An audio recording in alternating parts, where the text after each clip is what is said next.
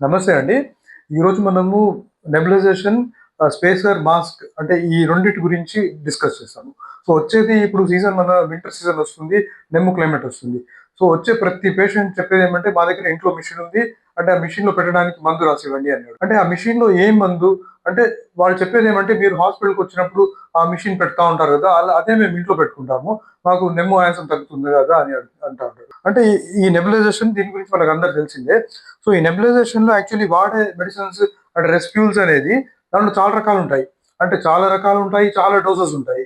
So, ఇంకొకటి దీంట్లో అంటే ఈ ఈ టఫ్‌లో ఎయడానికి అంటే రెస్క్యూల్‌తో పాటు నార్మల్ సెలైన్ ఇవన్నీ యాడ్ చేసుకొని అది పెడితేనే దాని ఎఫెక్టివ్‌నెస్ ఉంటుంది. ఇంకొకటి యాక్చువల్లీ ఈ నెబులైజేషన్ అనేది ఆక్సిజన్‌తోనే వాడాలా.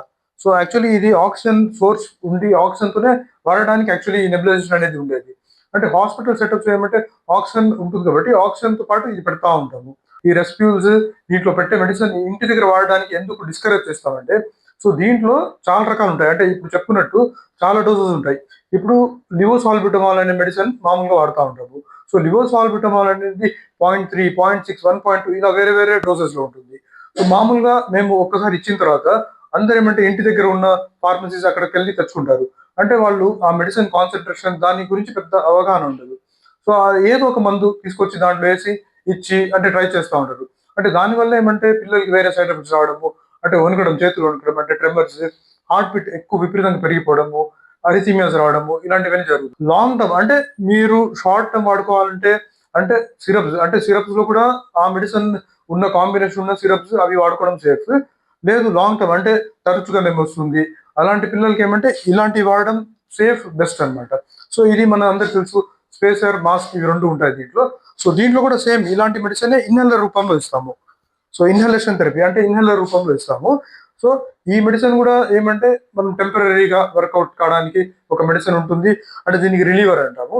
ఇంకొకటేమంటే ప్రివెంటర్ అంటాము. ఆ మెడిసిన్ ఏమంటే కంటిన్యూ కోర్స్ లాగా వాడతాము. ఒక 2 మంత్స్ మినిమమ్ 2 మంత్స్ వాడతాము. సో, అందుకని ఏమంటే ఈ స్పేస్ అనేది బెస్ట్ ఆప్షన్ ఇది. లేదు అకేషనల్‌గా వస్తుంది. ఎప్పుడో ఒకసారి వస్తుంది. జలుబు, దగ్గు అలాంటప్పుడు మీరు సేమ్ అలాంటి కాంబినేషన్ ఉన్న అంటే సింగిల్ కాంబినేషన్ అంటే ఇప్పుడు మీ అందరికి తెలుసు కాఫ్ సిరప్స్ వల్ల చాలా ప్రాబ్లమ్స్ వస్తున్నాయని అందరికి తెలుస్తుంది. సేమ్ ఆ మెడిసిన్ ఉన్న సింగిల్ కాంబినేషన్ సిరప్ పైన వాడుకోవచ్చు మీరు. సో, ఈ ఆప్షన్స్ కొంచెం సేఫ్‌గా ఉంటాయి. సో, ఈ నెబులైజేషన్ థెరపీ అనేది హాస్పిటల్‌లో వాడడానికి ఆక్సిజన్ సోర్స్ అనేది ఖచ్చితంగా ఉండాలా. అది కూడా ఆయాసం ఎక్కువున్నప్పుడు అంటే ఇప్పుడు పేషెంట్ అడ్మిషన్ కాని పక్షంలో సో, అడ్మిట్ కాలేరు. సో, అలాంటప్పుడు ఆక్సిజన్‌తో పాటు ఇది ఇచ్చి వాళ్ళకేమంటే తీవ్రత తగ్గించడానికి నార్మల్‌గా వాడుతా ఉంటాం హాస్పిటల్‌లో. సో, ఇది ఇంటి దగ్గర వాడే ఎక్విప్‌మెంట్ కాదు ఇది. సో, మీరు ఇంటి దగ్గర వాడాలంటే ఇలాంటివి గాని లేకపోతే సింగిల్ కాంబినేషన్ సిరప్స్ వాడుకోవడం చాలా సేఫ్ అండి. థాంక్ యూ అండి.